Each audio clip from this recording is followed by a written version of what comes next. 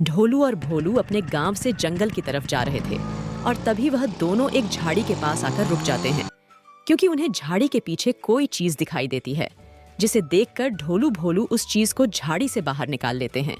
और वह चीज और कुछ नहीं बल्कि एक सुपर हीरो था।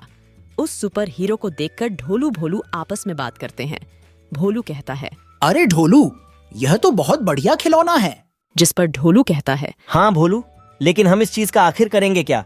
और हमें तो यह भी नहीं पता कि यह करता क्या है। अभी यह लोग बातें कर ही रहे होते हैं तभी अचानक से वहाँ पर कालिया आ जाता है। कालिया यहाँ आकर उस सुपर हीरो को भी देख लेता है।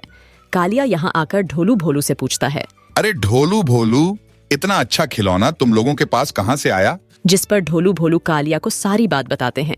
और इसके बाद कालिया उस खिलौने को देख ही रहा था कि कालिया गलती से उसके पीछे की एक बटन दबा देता है जिससे वह सुपर हीरो खड़ा हो जाता है और बोलने लगता है। और अब वह सुपर हीरो कालिया से कहता है, क्या हुक्म है मेरे आका, बताइए मैं आपके लिए क्या कर सकता हूँ। सुपरमैन की आवाज सुनकर कालिया चौंक जाता है और वह सुपरमैन से कहता है, अरे क्या तुम बोल सकते हो? जिस पर सुपरमैन कहता है, सिर्फ बोल ही नहीं सकता, आपने चालू किया है तो मैं आपके लिए कुछ भी कर सकता हूँ। यह सुनने की बात कालिया बहुत खुश हो जाता है और उस सुपर हीरो को अपने साथ अपने घर ले जाने लगता है। और घर जाते हुए रास्ते में उसे राजू और जग्गू मिलते हैं।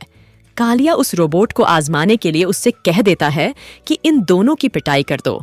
उसके इतना कहते ही वह रोबोट राजू और जग्गू को पटक पटक कर मारता है।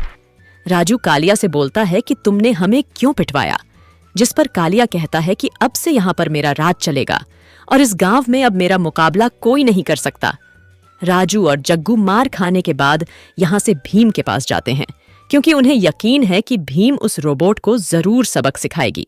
और सारी बात जाकर भीम को बताते हैं तो यह बात सुनकर भीम तुरंत ही उस रोबोट के पास आ जाता है।